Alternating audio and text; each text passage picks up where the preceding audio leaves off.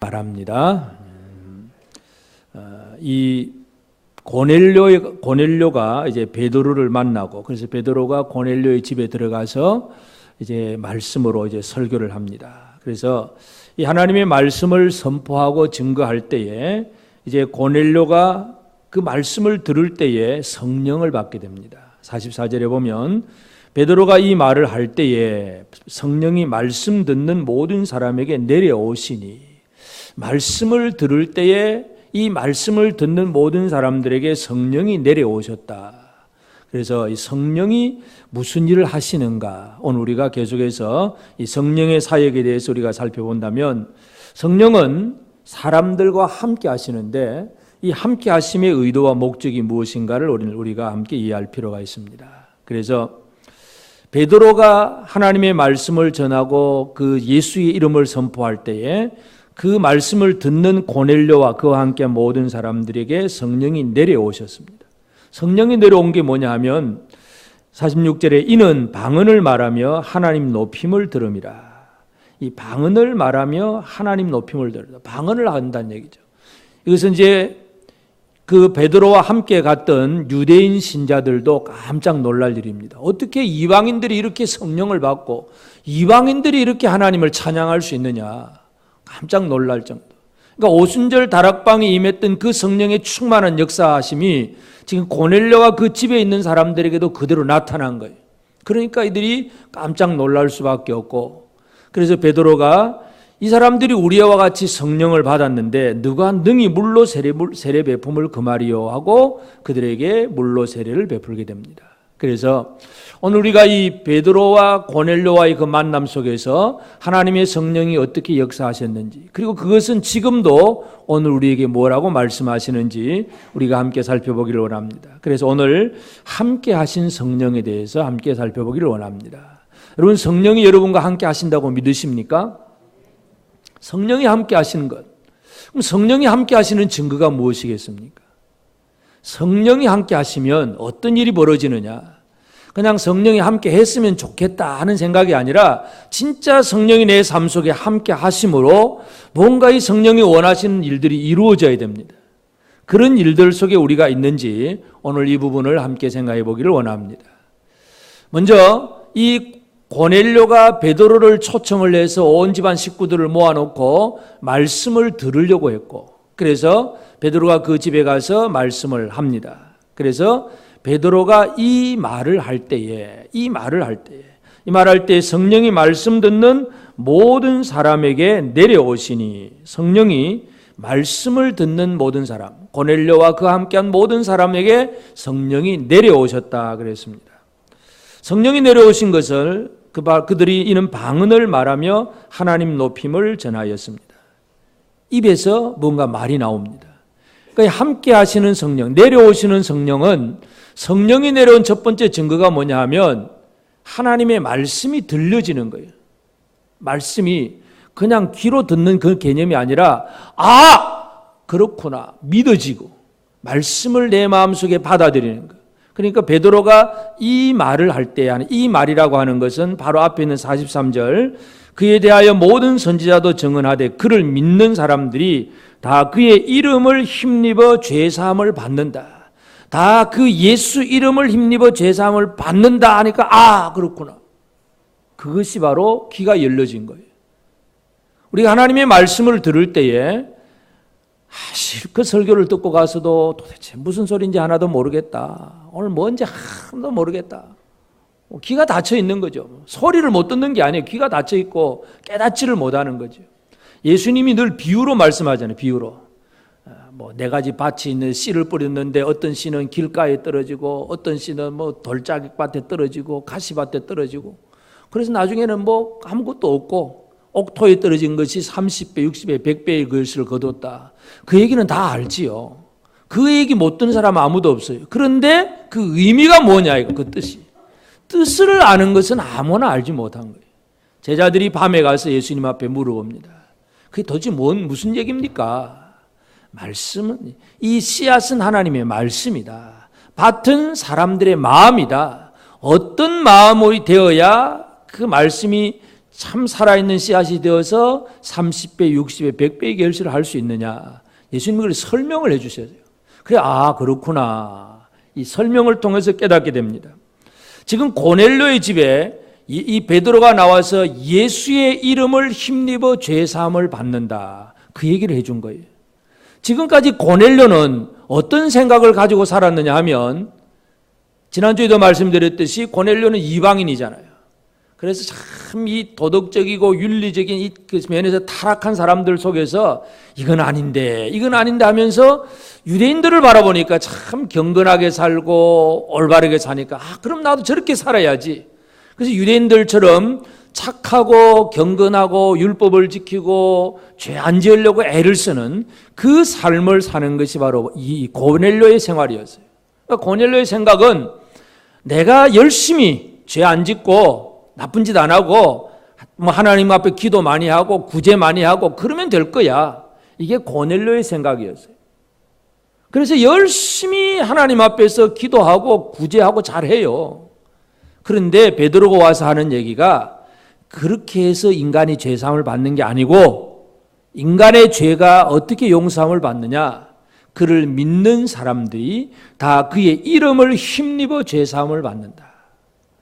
죄사함의 길에 대해서 정확하게 얘기해 줍니다. 그때서야 고넬료가 깨닫게 되는 거예요. 그게 바로 귀가 열리는 순간이고 성령이 내려오시는 순간이에요. 여러분, 성령 받는 것은 다른 것이 아니라 그 성령의 역사하심으로 하나님의 말씀이 과연 그렇구나. 예수님 날 위해 죽으셨구나. 예수 때문에 내가 죄사함을 받는구나. 깨달아지고 마음에 확 와닿는 순간, 그것이 바로 성령이 내려오시는 일이에요. 고넬료와 그 집안 식구들이 그 말씀을 들을 때에 성령이 내려오셨어요. 그래서 그들은 그 말씀을 듣고 이게 죄사함을 받는 길은 예수 그리스도 그 이름 때문이구나 하는 것을 분명히 깨닫게 됩니다. 그렇게 되면 그 입이 열려지게 됩니다. 입이 열려서 무슨 얘기를 합니까? 방언을 말하며 하나님 높임을 들음이르라. 하나님을 높였어요. 사람이 성령 받기 이전의 사람들의 말은 뭐냐 하면 전부 자기 높이는 일입니다. 여러분, 대화하면서 친구들에게 어떤 말을 많이 합니까? 네가 잘 못하는 그 일은 내가 했다. 네가 경험해보지 못한 어떤 고생하고 뭘 먹어보고 내가 다 해봤다. 전부 내 자랑하는 건 내 자랑.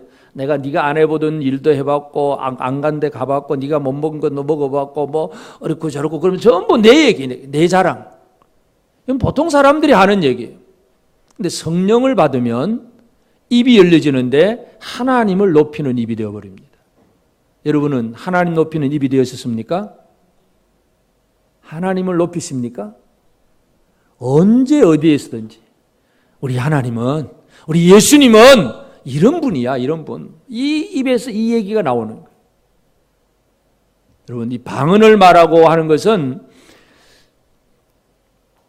사도행전 2장의 오순절 처음에 그 성령 충만함을 힘입었던 제자들, 그 사도들이 다른 언어들로 말하기를 시작하니라 그랬는데, 헬라어 원어에는 2장의 이 다른 언어나 10장의 방언이나 똑같은 단어예요. 똑같은 말인데 이 번역을 이제 다른 언어, 방언 이런 식으로 해서 뭔가 틀린 것 같아 보이는데 똑같아요. 그러니까 사도들이 보면 베드로가 가만 보니까 이방인들이 전에 오순절에 내렸던 자기들이 성령 받고 막 입이 열려서 말하는 것처럼 고넬료와 그 식구들이 똑같이 한다는 얘기예요. 그러니 깜짝 놀랄 수밖에 없지요. 말씀을 들은다. 이 말씀을 들을 때에 성령의 내려오심을 입은 사람들은 귀가 열렸고 입이 열려서 하나님을 높이는 말을 하는 거예요. 사도행전 2장에서는 사도들이 무슨 말을 합니까? 그들이 입을 벌려서 하나님의 큰 일을 말했어요. 큰 일. 하나님의 큰 일이 뭐겠어요?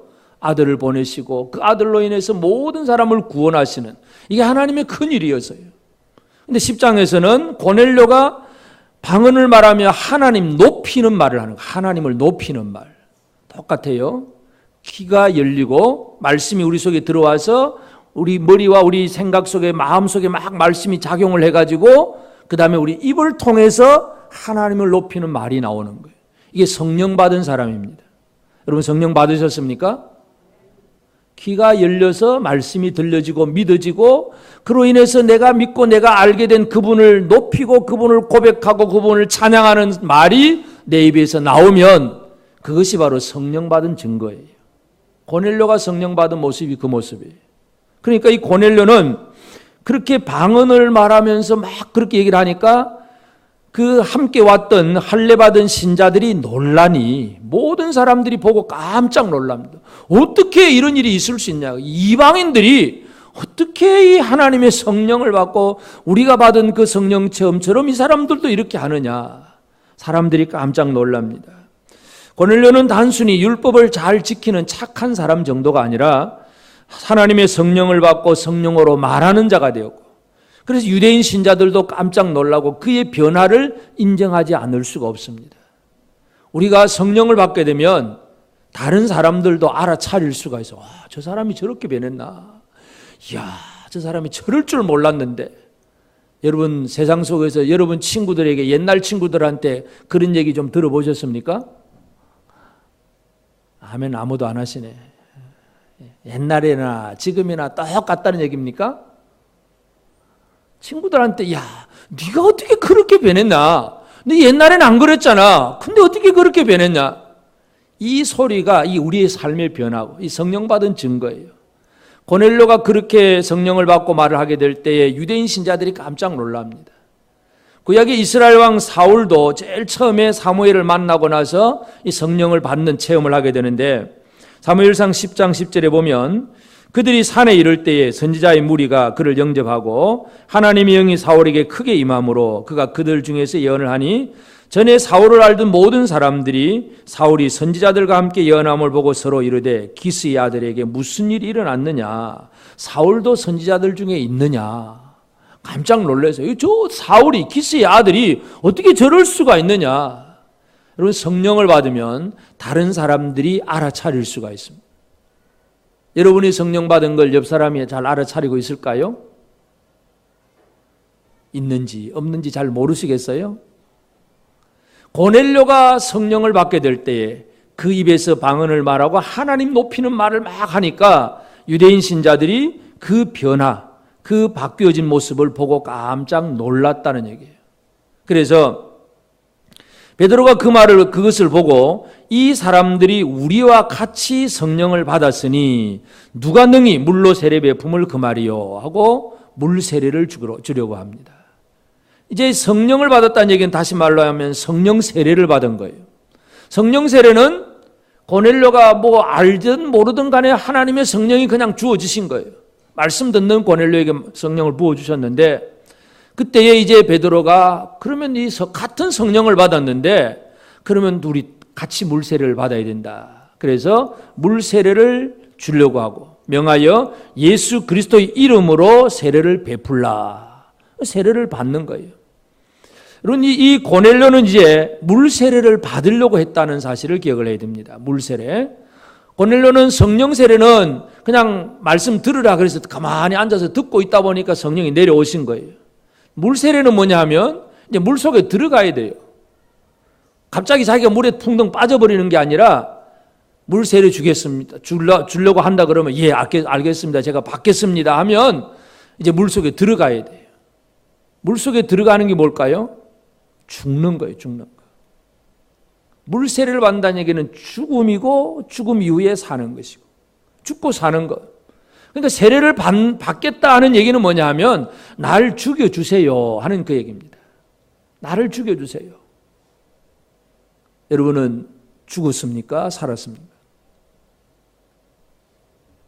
옛날 옛사람이 죽고 예수 그리스도의 이름으로 예수 이름으로 세례를 받으면 옛사람이 죽고 예수로 이름으로 다시금 살아나는 거예요. 그게 세례예요. 물세례.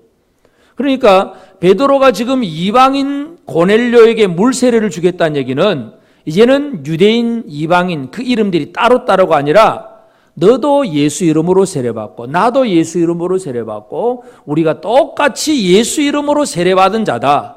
그 얘기를 하고 싶은 거예요. 그래서 물세례를 주려고 했고 고넬료는 그 물세례를 받게 됩니다. 그러니까 물세례를 받는다는 얘기는 지금까지는 내 이름으로 살았지만 이제는 나는 내 이름을 버리고 예수 이름으로 살겠습니다. 예수 이름으로 하나가 되는 거예요. 그러니까 유대인 또 헬라인 뭐 이방인 뭐 할 것 없이 종족들은 다 다르지만 다 같이 예수 이름으로 세례를 받으면 우리 모두가 다 같은 하나의 공동체가 되어집니다. 예를 든다면 우리나라에 막 프로 축구 뭐 프로 야구 많이 있잖아요. 그러면 뭐 예를 들어 축구 선수들은 지금 현재는 여러 도시마다 각 도시마다 축구팀이 있죠. 뭐 서울팀도 있고 제주도 팀도 있고 다 있어서 그 팬들은 그 팀의 이름으로 막 열심히 응원하고 막 서로 이제 경기가 벌어지면 자기 팀을 응원을 합니다. 부산, 서울 따로따로 막 부산팀, 서울팀 응원을 하다가 어느 날 국가대표가 되면 그때는 누구 이름으로 나가는 거예요? 국가대표가 되면 대한민국 이름이에요. 그러면 지금까지는 각 자기 클럽, 자기 팀을 응원하던 사람이 국가대표는 이름이 달라졌어요. 이 대한민국이라고 하는 이름이 되니까 똑같이 함께 같이 응원을 하게 되는 거예요. 이름이 달라지면 그렇습니다. 지금까지는 내 이름으로 살았다 그러면 나만을 위해서 열심히 살았는데 물세례, 예수 이름으로 세례를 받으면 내 신분이 달라지는 거예요. 예수의 사람이 되는 거예요. 그것이 바로 물세례고 고넬료는 그것을 기꺼이 받아들인 거야. 그럼 내가 그렇게 하겠습니다. 이제 내가 예수의 사람이 되겠습니다.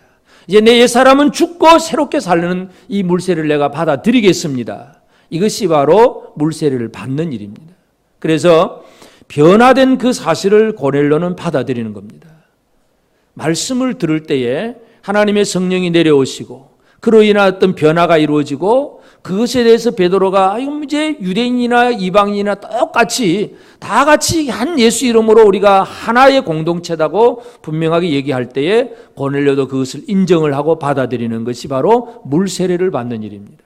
그래서 오늘 우리가 이제 이 말씀 속에서 성령께서 하신 일이 뭔가를 다시 한번 살펴볼 필요가 있습니다. 성령께서 하시는 일은 성령은 이 두 관계 이방인과 유대인 복음을 전하는 자와 복음을 들어야 될 자 뭔가 하나님 앞에 뭔가 사명을 받고 깨달아 아는 사람과 하나님의 은혜를 받고 더 많은 복을 받아야 될 사람 이 둘 사이에 만남이 이루어지게 하는 것이 바로 성령의 사역입니다. 성령은 고넬료와 함께 하셨어요. 그리고 베드로와도 함께 하십니다. 그리고 그 둘이 같이 모이는 그 자리에도 성령은 함께 하셔요. 이 성령의 함께 하심은 바로 사람과 사람 사이에 복음을 필요로 하는 사람들 사이에 이 복음의 만남이 이루어지겠다는 것을 우리가 알 수가 있습니다. 우리나라에 지금 또 이제 남북 대화 실무회담이 이제 오늘부터 새롭게 시작된다고 하는데 물론 이건 민족적으로 또는 정치적으로 이 땅에서 필요한 만남이기도 하죠. 그러나 그것은 세상의 나라에서 하는 만남이고 진짜 중요한 만남은 복음을 통해서 이 사람의 구원이 이루어지는 만남 이것이 가장 귀중한 만남인데 성령께서 그 만남을 만드신다는 얘기입니다. 성령은 사람과 사람 사이를 만나게 하십니다. 그래서 그 만남은 복음을 전할 사람과 복음을 들어야 될 자가 만나게 하신다는 것. 전도자들은 이 만남을 믿고 나가면 내가 복음을 전하러 나가기만 누군지는 모르지만 필요한 사람을 만나게 하실 것이다 하는 그런 확신 속에 나갈 수가 있습니다. 성령의 사역은 이 복음을 제대로 전하게 하시고 그래서 복음을 만나고 이 복음 속에서 사람과 사람 사이가 만남이 이루어지도록 성령께서 역사하신다는 걸 기억해야 되고 그리고 그 만남 속에서 만남의 주제가 뭐냐? 만남의 주제가 바로 예수 이름이에요. 예수 이름. 복음이 나타나는 것. 우리가 아무리 좋은 만남이 있고 친구가 만나고 기쁘고 즐겁게 잘 놀아도 그 주제가 뭐냐? 이 주제. 그 만남의 주제가 예수 이름이 아니면 그건 이 세상에 있는 여러 가지 그냥 만남 속의 하나일 뿐이지 별 의미가 없습니다. 성령이 주관하시는 그 만남은 주제가 바로 예수 그리스도입니다. 그를 믿는 사람들이 다 그의 이름을 힘입어 죄사함을 받는다. 베드로가 이 설교, 지금 앞에서부터 쭉 설교를 해오다가 이 말을 딱 할 때에 성령이 내려오시고 막 방언이 터지고 얘기를 하니까 설교 끝이에요. 그 다음 할 게 없어요. 그래서 설교 끝나고 이 사람들이 이렇게 성령 받았으니까 이거 어떻게 그냥 그만둘 수 있느냐, 어떻게 물세례를 또 같이 주자 하고 같이 어우러지고 그때부터는 설교도 없고 그냥 잔치예요, 잔치. 며칠 더 머물기를 요하면서 같이 먹고 마시고 지내고 즐기고. 그래서 성령께서 하시는 일은 뭐냐 하면 그 만남 속에 예수의 이름이 선포되게 하셨다. 그래서 이 만남의 주제가 이 예수 그리스도의 이름이라고 하는 사실을 분명히 기억을 해야 됩니다. 그래서 이제 이 만남이 이루어졌을 때에 성령이 함께 하심으로 이제 이 복음은 이 둘이 서로 하나 되는 그런 일들을 이루셨습니다. 복음이 실천이 되면 하나됨 또는 화평이 이루어지게 됩니다. 에베소서 2장 13절 14절에 보면 이제는 전에 멀리 있던 너희가 그리스도 예수 안에서 그리스도의 피로 가까워졌느니라. 그는 우리의 화평이신지라 둘로 하나를 만드사 원수된 것 곧 중간에 막힌 담을 자기 육체로 허시고 둘로 하나를 만드사. 성령이 역사하시면 둘이 하나가 됩니다. 그 둘이라고 하는 것은 혈통적으로 보면 유대인, 이방인일 수도 있습니다. 지역적으로 우리나라로 적용해 보면 뭐 경상도, 전라도일 수도 있습니다. 학벌로 보면 아주 많이 공부한 사람이나 이제 뭐 겨우 초등학교 나온 사람이나 이렇게 나눠질 수도 있습니다. 모든 사람들은 다 이런 어떤 차이점을 가지고 있는데 성령은 그 둘을 하나로 만드시는 것입니다. 이것이 바로 성령의 사역입니다. 그래서 유대인 사도 베드로나 이방인 고넬료나 이제는 다 같이 예수 이름으로 세례받은 예수의 사람, 똑같은 예수 사람이라는 거예요. 이것이 바로 성령께서 하시는 일입니다. 같은 이름을 소유하고 한 가치관을 가지고 한 목적을 가지고 한 방향으로 나아가는 그런 사람들이 되었습니다. 옆 사람을 한번 쳐다보시고 한 예수 이름으로 같이 살아가십니까? 한 예수의 지체. 그래서 하나의 목표를 가지고 그 주님이 원하시는 그 일을 같이 이루어 나가는 진정한 믿음의 형제가 되었느냐 이거예요. 이게 이루어지지 않았다면 아직도 성령의 내려오심을 체험하지 못한 사람이에요. 복음을 제대로 듣지 못한 사람이라는 말이기도 하기도 합니다. 그래서 이 베드로가 예수 이름을 선포할 때 성령이 내려오시고 그리고 그들은 다 같이 예수 이름으로 물세례를 받은 자가 되고 이 성령께서 지금 베드로를 고넬료의 집에 보내어서 하신 일이 바로 이것입니다. 그러므로 이제 오늘 우리는 이와 같이 사람들과 함께 하시는 성령의 삶이 필요한데 이 성령이 함께 하시는 삶을 위해서 우리가 할 일이 뭐냐? 제일 중요한 것은 말씀 앞에 서는 것이 가장 중요합니다. 물론 성령 받는 것은 뭐 기도해서 받을 수도 있고 다른 방법들도 있지만은 이 고넬료 성령이 있는지 없는지도 전혀 몰랐던 고넬료가 성령 받는 방법은 말씀 앞에 서는 겁니다.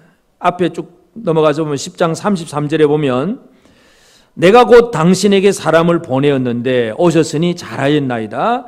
이제 우리는 주께서 당신에게 명하신 모든 것을 듣고자 하여 다 하나님 앞에 있나이다. 베드로를 초청해 놓고 고넬료가 한 말이 그거예요. 주께서 당신에게 하신 말씀을 듣고자 하여 우리가 다 하나님 앞에 있나이다. 베드로라고 하는 사람을 보면서 하나님 앞에 있다고 그렇게 얘기를 합니다. 여러분 목사라고 하는 사람을 입에서 나오는 말이 하나님의 말로 여러분 들려지십니까? 그냥 목사가 하는 말이다.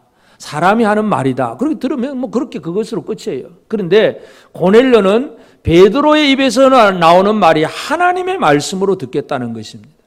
이게 말씀 앞에 서 있는 사람입니다. 말씀 앞에 선다는 거 얼마나 귀한 일인지 모릅니다. 예배 시간에 아무리 다 같이 앉아있어 설교를 들어도 하나님의 음성으로 듣고자 하는 사람이 있는가 하면 아이고 우리 목사님 오늘 무슨 설교하냐 한번 들어보자 그런 정도의 개념. 설교 좀 짧았으면 좋은데 오늘 또 길게 할 거야 뭐 그런 식으로 그냥 전혀 부정적인 생각을 가지고 앉아있는 사람마다 다 다를 수 있잖아요.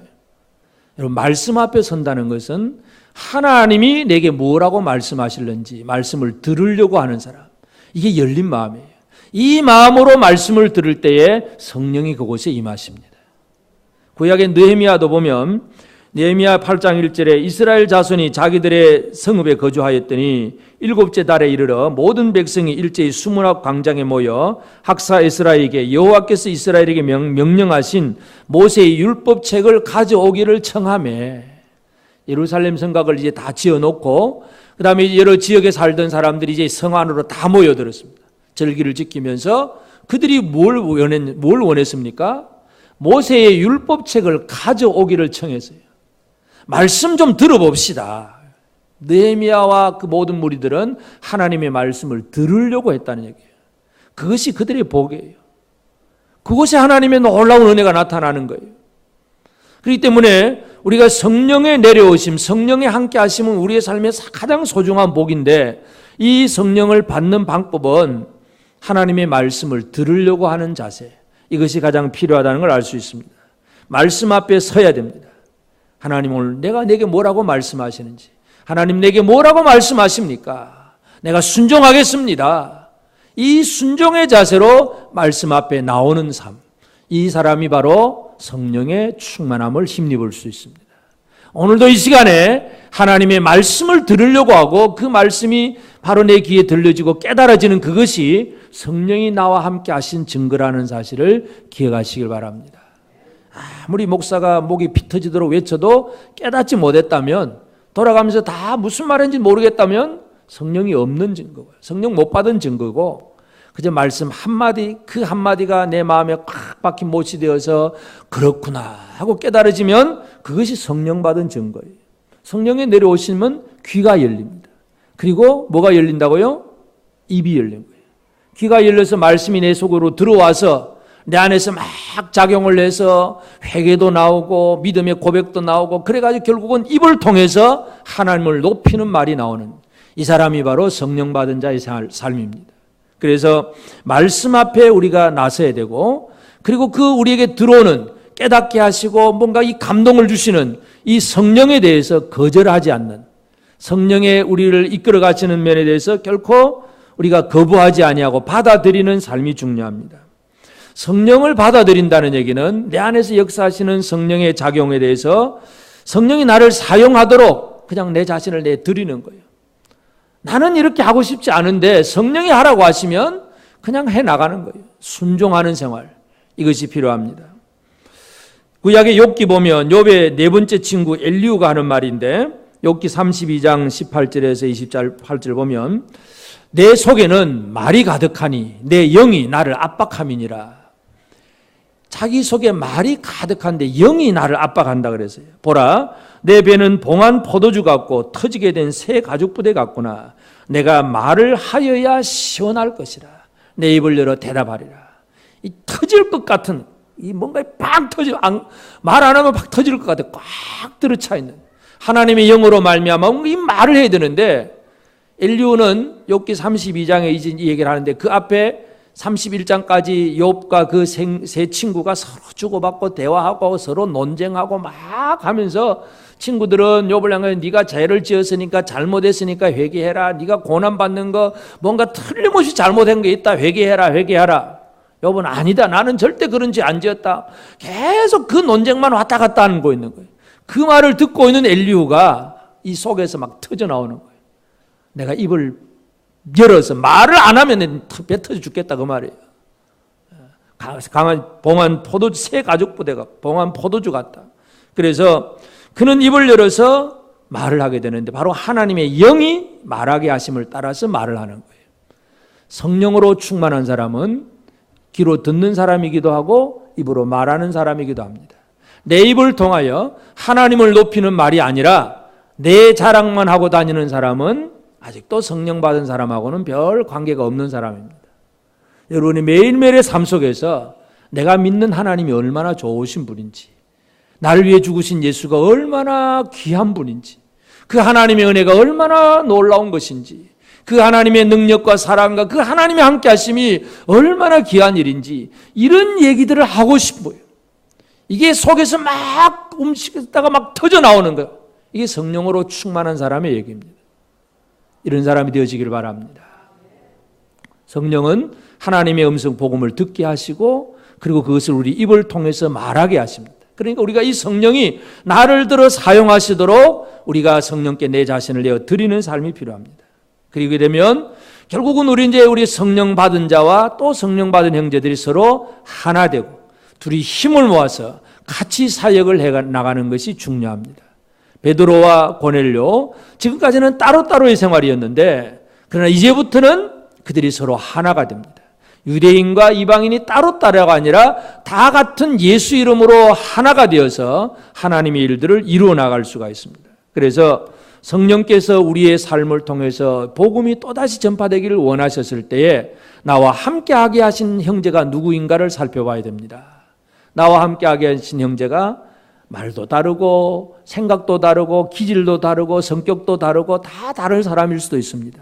그러나 그와 더불어서 같은 영을 받고 같은 복음을 깨닫고 같이 말하는 자가 될 때에 이것이 진짜 성령의 함께 하심을 제대로 누리는 사람들의 이야기입니다.